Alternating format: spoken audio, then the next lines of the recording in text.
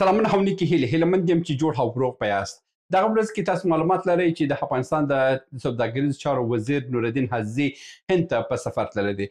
دغه سفر د پاکستان په میډیا کې بالکل هور جوړ کړی دی چې هر شیبه د پاکستان میډیاوې دي چې دغه سفر په هکله باندې خبرونه نشروي او دا وایي چې دا د پاکستان لپاره ډېر لوی تاوان دی چې پاکستان په افغانستان کې خپل مارکیټونه د لاسه ورکړي، په مرکزي اسیا کې خپل مارکیټونه د لاسه ورکړي او دا مارکیټونه هند نیسي، دا مارکیټونه ترکیه نیسي، دا مارکیټونه ایران نیسي. نو دا ټولې هغه خبرې دي چې پاکستان ورباندې دردمند روان دی. نن په دغه ویډیو کې زه تاسو ته وایم چې د نورالدین حزیزي سفر انته څه پیغامونه لري، څه ګټې لري او پاکستان دپاره څه سردرد به جوړ کړي. زه پر موضوع باندې خبرې کوم، تر اضافي خبرې تېرېږو. ښه، لومړی تر هر څه دغه سفر چې هند ته ترسره شوی دی، د دې سفر اصلي ګټې همدغه دی چې موږ د پاکستان د ترانسپورتي انحصار څخه ووځو. هغه همدغه شرطوب دی چې د پاکستان ترانزیتي انحصار پای ته رسېدل دی چې زموږ دپاره ډېر مهمه دی چې موږ باید دغه کوم انحصار کې چې اوس پاتې یو که یو ورځ کې هم دغه د کراچي پورټ پر موږ باندې بندېږي، په افغانستان کې هېڅ تغیرات باید رانیسي او دا امکان لري چې په راتلونکي کې هم چې کوم سوداګر دی چې کوم کار کوي د دوی لاره باید مکمله بنده سي په دې لاره باندې، او دا باید د ایران له لارې، د ازبکستان له لارې، د چین له لارې دوی باید خپل لارې جوړې کړي او دوی به د هغو لارې څخه مخ ته ولاړ شي. نو دا یو شرطوب دا دی چې د دغه سفر موخه چې هند ته سوې ده زموږ دپاره یوازینۍ لارې همدغه ده چې موږ د پاکستان د انحصار څخه راوځو او موږ به مستقیمه د چابهار له لارې د هند سره خپل اړیکې او ترانزیتي لاره جوړه کړې سي، چې دا یو تر ټولو عمده ګټه ده. بله ګټه دا ده چې د افغانستان په د سیمې یو لاره او د یو ترانسپورتي اب به جوړ سي چې مثلا د مثال په ډول باندې ایران به خپل جنس چین ته واستوي، هند به خپل جنس راوړي مرکزي اسیا هیوادونو ترکمنستان، ازبکستان، تاجکستان، قزاقستان، قرغیزستان، روسیه دې ته به واستوي. روسیه به خپل جنس راوړي، بیا به د دې طریقې بیا عربو ته واستوي. نو افغانستان به په سیمه کې یو ترانسپورتي هب جوړ سي، یو تجارتي هب جوړ سي چې موږ به په سیمه کې ډېر عایدات په دغه ځای ترلاسه کړو او دلته هم پر واخان باندې هم کار روان دی تر څو د واخان کوریډور د طریقې باندې هم کوم لاره چې د هغه هم جوړ سي، د چین سره هم ترانزیت مو فعال سي. نو دا ټول هغه ګټې دي چې موږ په د پاکستان د انحصار د ماتېدو وروسته موږ کولی شو چې په سیمه کې ځان ته یې جوړ کړو. بله خبره همدغه ده چې وایي چې کله دښمن ته یو د ستنې سر تاوان رسېږي هغه زموږ دپاره لوی ګټه ده. پاکستان په دې کار سره 2 میلیاردونه ډالر تاوان رسوي، یعنې پاکستان همدا اوس تر 10 میلیارده ډالره په سیمې کې دوی تجارت لرو چې هغه حدودا د 2 څخه تر 4 میلیارده ډالره چې و دا د افغانستان سره مستقیمه تجارت لرو، هغه 6 میلیارده ډالر چې و هغه د مرکزي اسیا هیوادونو که هغه ازبکستان دي، که هغه ترکمنستان و که هغه تاجکستان و که قزاقستان و که هغه قرغیزستان و که هغه روسیه و که هغه آذربایجان و که دا ټول هیوادونه چې و نو پاکستان د دې ځای څخه دوی خپل تجارت د هر څه مارکیټونه د لاسه ورکړه چې 10 میلیارده ډالر په کال کې به د دوی دپاره لوی تاوان وسي.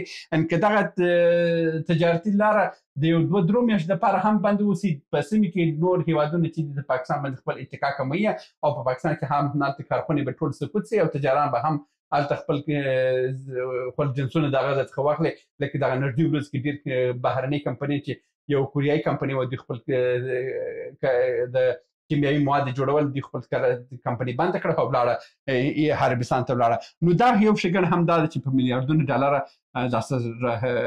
تاوان پاکستان ته رسېږي. بله خبره دا ده چې د پاکستان د صادراتو کچه بیخي صفر کېږي چې کله هم یو دکان بند سو تر څو چې دکان بند وسي خو خلک ځي د نور دکانونو سره خپل اړیکې جوړوي، چې کله اړیکې جوړ سي چې سبا هغه دکان فعاله سي هم بیا خلک نه ورځي چې خلکو خپل اړیکې مخکې تر مخکې جوړ کړي دي. نو دا هغه شرطوب دا دی چې د پاکستان صادرات به په کلي ډول باندې ختم سي. نو د دې تجارت د دې سفر موخه همدغه ده چې تر څو د هر څه پر پاکستان باندې هم دا ترسره سي. بله خبره دا ده چې د پاکستان فابریکې به په مکمل ډول باندې بند سي، یعنې پاکستان چې دغه کوم تجارت باندې بند شوی دی د دوی فابریکې ورځ تر بلې په ختمېدو دي او د دوی فابریکې ورځ تر بلې کمیږي. بل شرطوب دا دی چې افغانستان به د پاکستان د سیاسي فشار څخه مکمل ختم سي، خلاص سي او نور به داسې مشکل به پیدا نه سي چې دی به ووایي چې زموږ په خوښه باندې دا کړي نو دا پورته کړي دا هر څه کړه دا هغه کړه دا خبرې بیا نور ختمې دي چې پاکستان نور دا کارونه نشي کولی. بله خبره هم دغه ده چې د پاکستان چې کوم لوجستیکي امنیت په سیمه کې درلوده هغه صفر کېږي، نور هېڅ درد به نه اوسي. بله خبره هم دغه ده چې د افغانستان او هند ایران یو اقتصادي بلاک جوړیږي او دا بلاک چې کله جوړ شو او دا ایران خپل ګټې ویني، همدا اوس ګوره د ایران له بهرني چارو وزیر ویل چې زموږ تجارت چې دی د هند د اروپایي تر ټولنې د افغانستان سره ډېر د موږ افغانستان ته خپل فکر او توجه ډېر وي او موږ د افغانستان سره ډېر ښه تجارت کوو.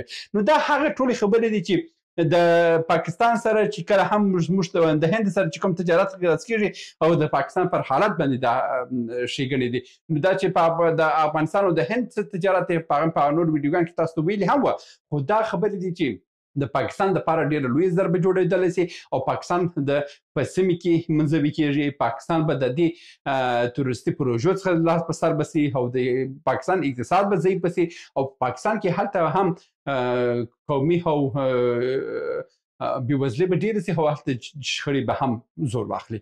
او په آخر کې یو بل خبره تاسو ته وایم چې دا یو تازه خبر و چې دا ورځ کې خبرونه کې راغلی و، بي بي سي هم دا خبرې نشر کړې وې. هغه دا و چې شهباز شریف هم ویلي دي چې موږ غواړو چې لاره خلاص کړو، مګر افغانستان چې دی زموږ خپل شرطونه لري او زموږ شرطونه هم نه مني. یعنې مطلب د دې څخه ښکاري چې دا لاره چې ده افغانستان اوس بنده کړې ده او اوس افغانستان هېڅ ضرورت هم نه لري. نو اوس که زه خپل دا اوسني چارواکو ته وایم چې هېڅ په کیسه کې هم مه کېږئ، ستاسو په برلاس یاست، افغانستان ګټمن دی. ما تاسو ته په څو ځله ویلي وو، ما ویل تاسو خپل په زور باندې نه پوهېږئ، تاسو زورآور یاست، پاکستان کمزوری دی، پاکستان په دې سیمې باندې ډېرې ګټې لري. که موږ دروازه اقتصادي لاره ورباندې بنده کړه دوی به په ژوند باندې خرملا سمه نه کړي. مګر تاسو همیشه بیره لرئ چې یاره زموږ سره په د میوو په وخت کې دوی دروازې بندوي. په جمهوریت کې هم همدغه چغې پغې وه، امارات کې هم همدغه ژړا وه چې یاره په موږ باندې لارې بندوي. یاره عجبه کار مو وکړئ، بس دا لاره یو څو میاشتې نور ټینګه وساته، بیا به د پاکستان په ټول عمر سره به دومره جرحت به په پاکستان کې پیدا نه سي چې دی به دروازه بنده کړي. او چې دا ځلې په دروازه بنده کړه، ورته ووایاست ورته ولس ته راوغواړه، ولس راوغواړه، ورته ولسه دا دروازه درته خلاصوم، ستاسو په خاطر خلاصوم. که دا ځل ستاسو تورمخي پوځ همدغه دروازې په افغانستان په میوو باندې بنده کړه، دا ځل به داسې بنده کړم چې د ټول عمر لپاره به بنده وي. یعنې شم اختار ورکړه او سم د ولس څخه یو داسه واخله چې نور به دا رقم چټلیانې به نه اوسي چې پنجاب د تورمخي پوځ به په سیمې کې د دې دروازې څخه پر افغانستان باندې خپل ګټې اخیستلې. اوس دا ګټې مکمله باید ختم سي او دا باید د دې نه وروسته مکملا د افغانستان په ګټه باندې مخ ته ولاړ شي. نو ما لکه څنګه چې مخکې ویلو چې افغانستان په دې کې تاواني کېږي، نه، نن هماغه زما خبره ثابته شوه چې موږ تاواني نه یو، موږ ګټمن دی او پاکستان په دې کې ډېر لویه ضربه لیدلی سي. لکه مخکې موږ په میوو په وخت کې دوی خو لارې بندوله، اوس دا ښه وخت دی چې د پاکستان هم دی او د پاکستان میوې دي، بس د پاکستان کچالو دی او د پاکستان ټنډۍ دی او دا څه شان دي. دا اوس وګوره په هلته په دوی په مارکیټو کې څه حال دی.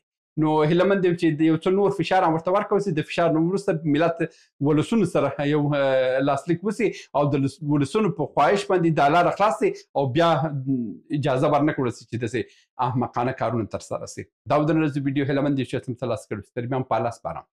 ښې چارې. سلامونه.